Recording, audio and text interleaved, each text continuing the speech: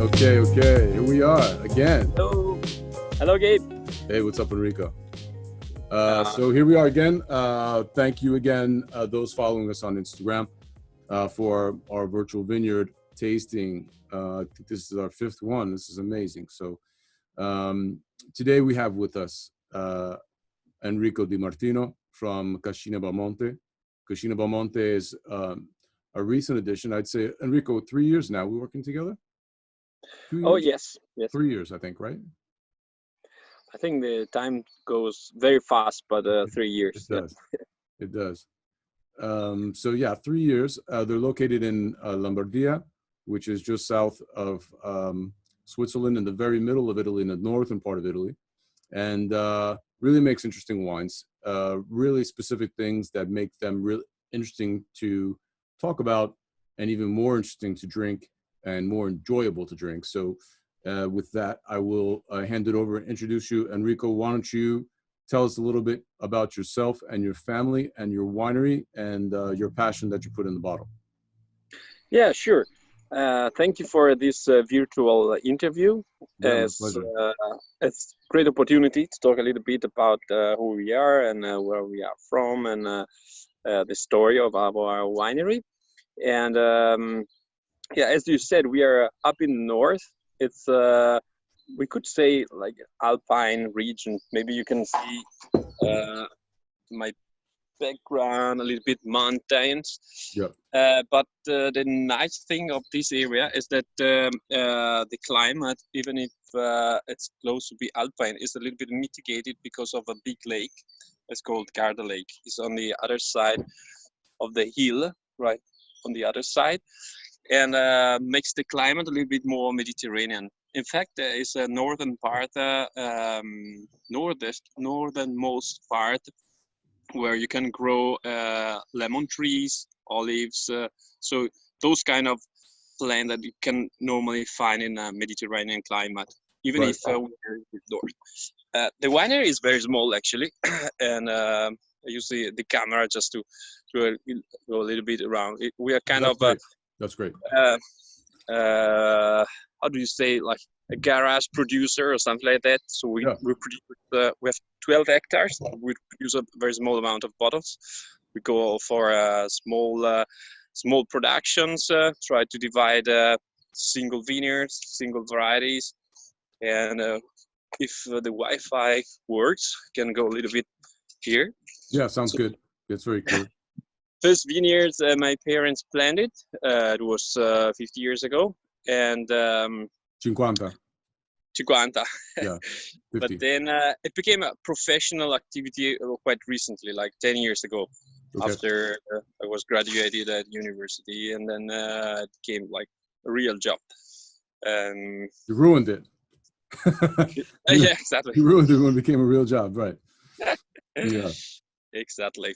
I go back to the table. Sure. Not like we do the tasting here. This is my dog. We do the tasting. Yeah. I remember. You remember? The dog is great. That may be one of the coolest dogs that I've ever encountered. It's like it's like another person walking with you. That's amazing. Yeah, she's very sad because of the lockdown, so nobody is visiting. There you go. Here she comes. Yeah, exactly. So she normally joins the tasting and she has fun with the visitor, but no so now we are right now. No visitors. Yeah, for sure. We'll give her a glass of wine. She seems like she wants one. It's no problem. Yeah, probably. Right. Or at least she doesn't drink. Yeah. Do you have a rosé? I did. I started drinking already, if you don't mind. No. Good.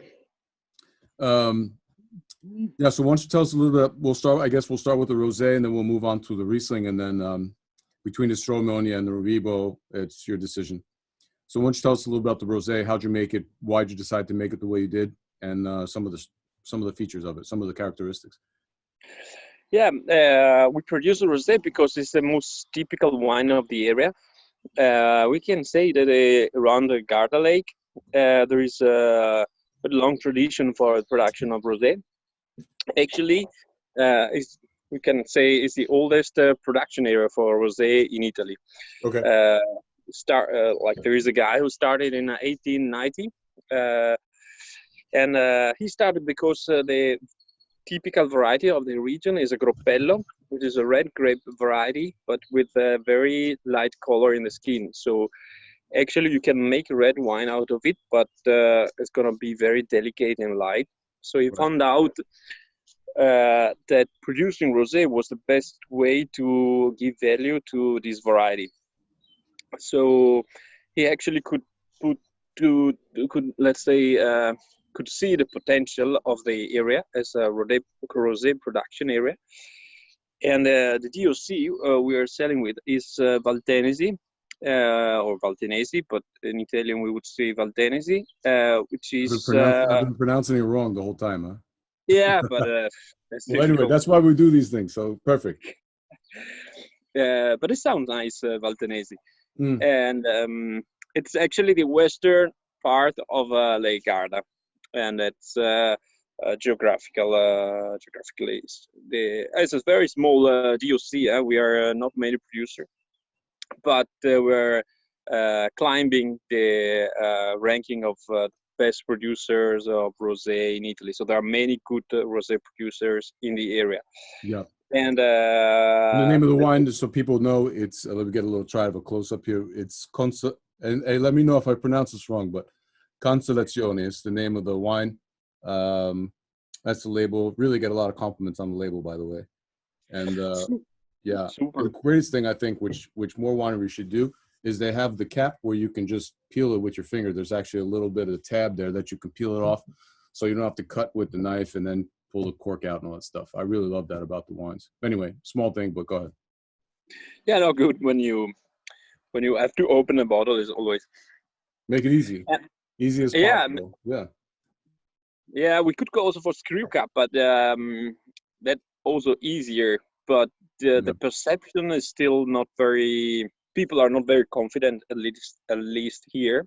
Yeah, but a screw cap, and we like to hear that when you open the bottle. Right. So, right. It makes more fancy than. Yeah, sure. So the name that you mentioned, the main is Costellazioni. That's translated, I think, would be constellations. That's right. And refers to the fact that the production of the wine is basically a night production, because traditionally the grapes are harvested during the day as normal, and then the grapes are pumped into the tank, so destemmed and pumped into the tank, and then the winemaker, so myself in this case, waits until you get the right color, and that's normally during the night, just a few hours of skin contact. So it's basically a wine we make during the night, watching the sky, because we almost worked an open air space area. Yeah. That's why that's because of the name. Overnight, it's a very short process. Overnight. Yeah. The skin contact, because you just want to get the color and a little bit of tannin. Yeah. And then a delicate press in order to get only the very softest part of the raisin. And it's four different grapes, right? Made from then so before, Groppello is the main grape variety, but then every winemaker can play with other local indigenous variety in order to give more complexity or a little bit more sourness, or to make it more complete. And as we like the rosé, we like it a little bit vertical, mineral, a wine that you can match with food. So it's not that kind of rosé, a little bit sweet and fluffy, but it's more not sugar water. Straight, straight sugar and food coloring. Very long. I'll tell you, from a sales point of view, I mean, it was remarkable with even with all of the huge amount of rosé that's become very popular in the U.S. here over the past 2 to 3 years. The reactions you get from this when it's poured and showed to wine shops and restaurants and so forth is they put the glass down and they say, wow. I mean, it's just so much. Yeah, it's really so much more complex and has so much more to offer than so many of the commercial wines, rosé specifically, that that you see in the marketplace that have become like a money machine. You know, this is not necessarily a money machine, although the value is fantastic. You know, but this is a, you know, I think we talked about one of the other videos, the values in the bottle. You know, the bottle value is shown in the price that's asked for.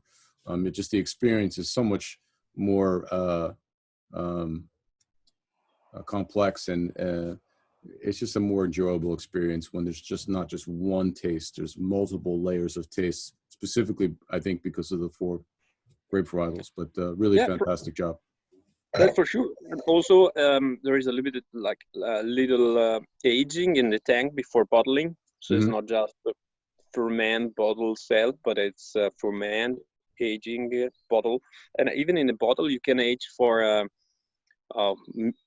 2, 3, 4 years. That's also make a difference compared to other kind of rosé. Yeah. And probably during the time, will in one way will lose a little bit of freshness, like those like very fresh aroma of a new rosé, but it will get more in complexity and then more saltiness in the palate and more Right. complex. So I think it's very fascinating about rosé is that we are learning that after 1 or 2 years, 3 years, if they are produced in a good way, they can offer more complexity than like fresh rosé. So it's Right. pretty much about what we are looking for. But if Yeah. we are looking for something that give us like an emotion, I think after 1 year, 2 years, 3 years, this kind of rosé can offer the best, Yeah. uh, It's been our experience. Yeah. best experience. Yeah, Yeah. exactly. So let's so we don't make this too long. You want to move on to the Riesling next? Yeah, Yeah, let's do it. So this one is Firmamento. Did I pronounce that right? perfect. Perfect. I see Getting good you at this Italian stuff, Italian you roots. know? Yeah. Let me pour some myself too. And this is a fairly new product for you, right? For the winery, and very low production, right? Yeah, we made it the first time in 2014, which was kind of a cold summer here.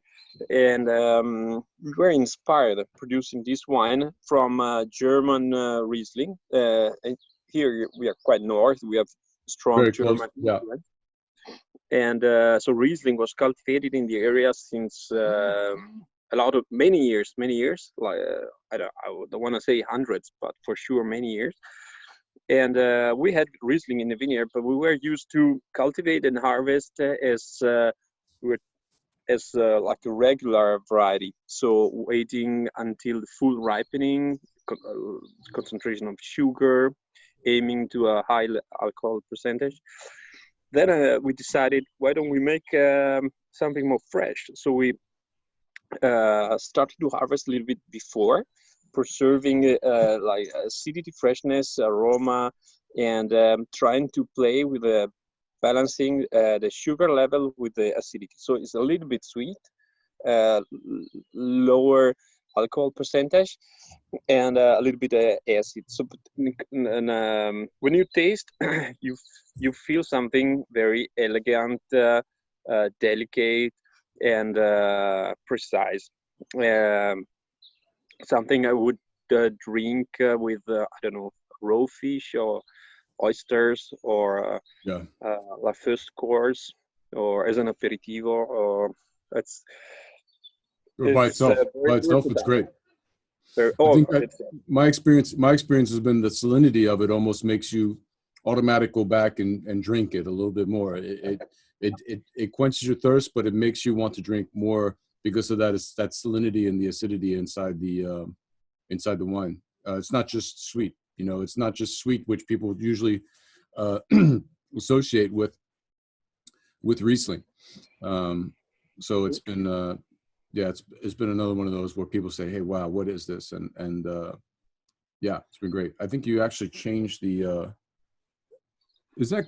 Did you change the color of the label to gray now? No. It's blue, but It's the light. Yeah. light. Mine shows blue over here with the light. Okay. Maybe this way Yeah. is more blue. Yeah. So Yeah. what do you think? What do you want to do now? Do you want to do the Rebo or do you want to do the Stramonia? I forgot to bring the bottle of Reebok, but I have here the Stramonia.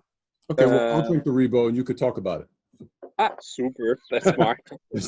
No. I mean, if you have the Stramonia ready, let's do the Stramonia first. Okay. Yeah. So Stramonia is funny because it's a Vineyard we saw before with the camera. So the one right here. Yeah. Was planted by my parents, and it's both Merlot and Cabernet. So it's a typical Bordeaux style wine. Right. And it's this is now is I think you have 2016 too, no? Because 15. 15 I have right now. Super. Okay, 15 was a great vintage. Yeah. Quite. Let's I think say we only have like I think 10 cases left of the 15. Super. Not sure. Yeah, unfortunately, we tend to sell the wines quite young, but all our wines are suitable for aging, and they get better and better. 15 was a warmer vintage, so you probably feel like a little bit power alcohol intense. Yeah. For sure, not sweet, or it's a kind of dry and vertical red wine. It's the kind of wine I think I would suggest to drink with a stick or kind of meat that need some tannin to clean your mouth.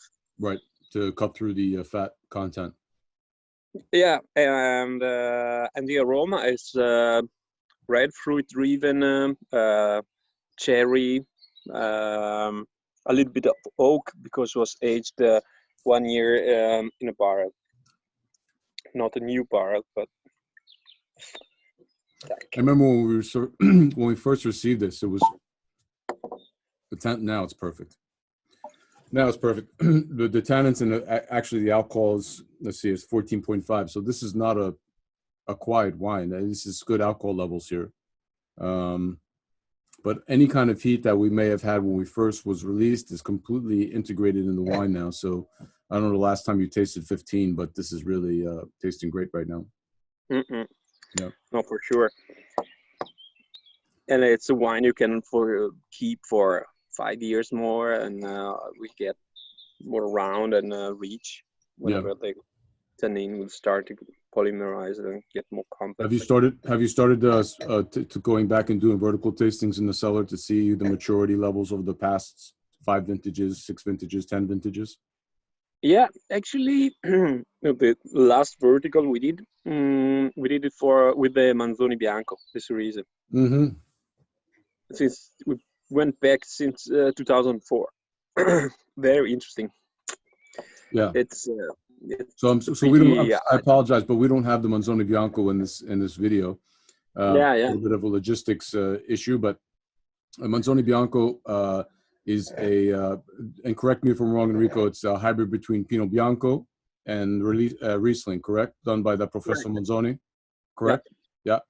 And it's a white wine, and man, it's hard to characterize it. It really has its own flavor profile, and also the way you make it is really unique. Shucks, I guess we have to talk about it now. So why don't you talk about? No. We have to talk about it. No. I know. I'm going out of a topic. Don't worry about it. Don't worry about it. No, it's just a variety, not very common. It's very low yield. So it's not very common, probably because the production per hectare is very small. It's very low. But it's very rich in the aroma and all this tropical mango, melon, yellow fruit, white flowers. So it's we sell it again like as a fresh wine. But I gotta ask you to send me some bottle openers. By the way, I see the bottle opener you have, and I'm like, I'm building up my shoulder muscles here with my Mickey Mouse bottle opener. It's not the greatest. It's what I got right now, for whatever reason. Anyway, sorry to interrupt. Go ahead. But it's a kind of opener you don't lose. So it's Yeah, I know nobody wants this. Nobody's exactly. going to take this from me. So it's not going to go anyplace. And But you anyway, if you see it around, you say, "Oh, that's mine," so nobody will take. exactly, exactly. Yeah, then Um, sorry. but you have the Rebo. Also, the Rebo is as the Manzoni Bianco, a variety that was created by a guy, a professor. His name was Rebo, and the wine is called Nature because the idea behind this wine was to make something completely. We already do not use chemicals in the production of these wines, but we use a little bit of sulfites. And with the Nature, we started to not to use even the sulfites. So it's 100% USDA organic wine, no sulfite, nothing added without any allergen. I'm trying And to see if I could show this, sir. There we go. USDA organic. There we go. very proud of that wine. Yeah. The Rebo is nice variety to work without sulfite because it's a very rich itself, already the grape color, tannin, so it contains natural antioxidant, and it need less, or it doesn't need, as in this case, to use sulfites that protects it from oxidation normally. Yeah. I think this, sorry, very dense wine. I mean, I would say that this is probably the signature wine of the winery, right? I mean, the concept of Cascina Belmonte as a winery is to make as close to natural wines, which is kind of an undefined term at this point, especially very controversial term in winemaking right now. Yeah. But I guess when we say natural, and correct me if you can, is to be as close to the natural product coming out of the winery and out of the ground and out of the vineyards naturally, without as minimal amount of human intervention, both chemically and physically as possible. Is that a general assessment? Yeah, absolutely. Then there is a whole chapter about like the style of the wine. I mean, many wine producers that call themselves a natural, call theirs wine natural. They also like maybe some very specific, peculiar taste, and accept some something that we can probably call like defect or something. So our idea, or my idea of making this natural wine, is to make wine completely without chemical, but also without compromise on quality. So it's we don't produce it every year. We produce only when fermentation goes well and the wine is perfect, and we can offer a lovely and easy somehow drinking experience. So we don't want to make it difficult to drink. It's easy to drink wine and very pleasant and very Still needs respectful it also still of the needs to taste variety. good, right? It still needs to be wine and taste good. It just can't be just natural product. It has to be a good quality. Yeah, I think Otherwise, there is commercially, it this doesn't make sense. big thing about natural wine that sometimes they're great, sometimes maybe you think, "Well, why should I drink this?" I mean, then it's very Yeah. controversial, as you said, Yes. and Yeah. many person with different point of view, and I'm very open about it. But this is what we decided to do. Yeah. We want to go for a clean wine, respectful of the variety, and respectful of the consumer. So Yeah. the I'll tell you just the about my experience here with this. Number one, with the grape Rebo, which I had no idea existed before we started importing the wine. If you got somebody from the outside that wants to come, tell them to come in and talk to us. he's, he's my father was asking one thing, but Tell them to come say hello. It's no problem. But okay. my experience with the Naturai, with the Rebo grape, we find so much more and more of this when we do wine tastings, public wine tasting. People say that they're allergic to sulfites is one of the things that we hear. What's the definition of organic wines? And it's, to be fair, it's the regulatory bodies haven't really given us a real clear path to define on a label what everything is. But when you do see this, what I tell people, when you do see this USDA organic on the back of the wine, you have basically next to no added sulfites. Sulfites are sulfur dioxide is naturally occurring in the air, there's no way to completely eliminate it from the winemaking process. But if you do feel and you do have a reaction to wines with sulfites in them, this is the way to go. Find wines like this, or find this wine, and you should have no headaches or things that you associate with that allergy to sulfites.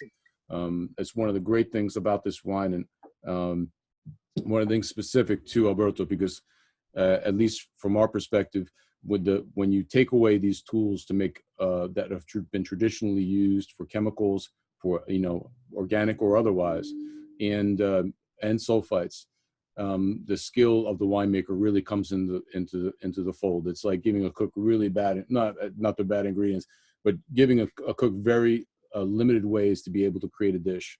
And it really shows the winemaker's skill in making a wine when they have to do it organically, and even more so when it's considered natural wine. Is that a pretty fair statement to say, Enrico? Yeah, absolutely.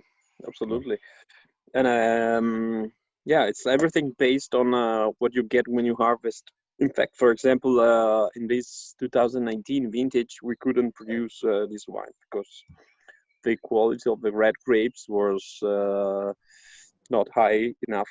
So actually, we're almost.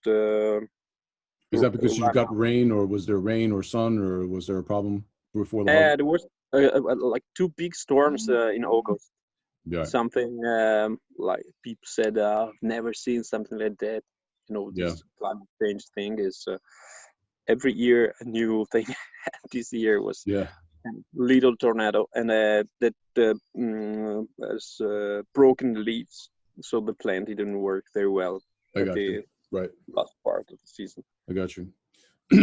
Well, it's a natural product, so we are farming, so you really don't know what you're going to get out of the vineyards until you go really right before you're about to harvest. So it's tricky. It's a tricky circumstance.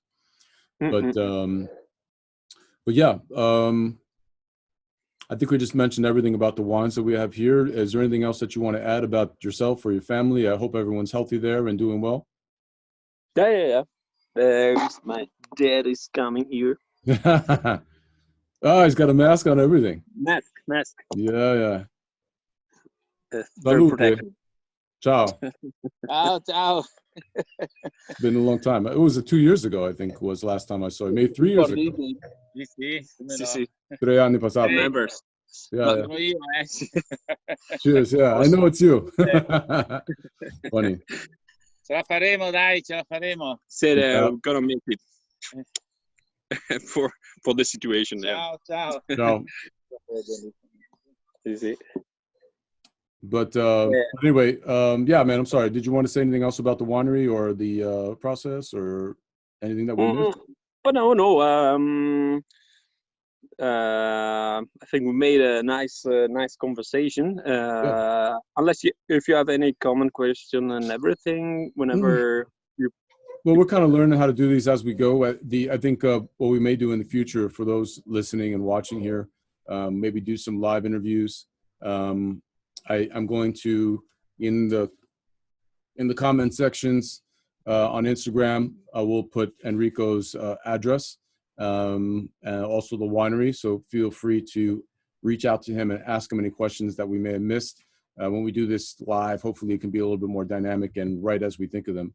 But this way we won't miss anybody, and you'll be able to get your question, and he'll be available to answer any thoughts or concerns that you may have, especially specifically with the organic wines. There's way more expertise than I do.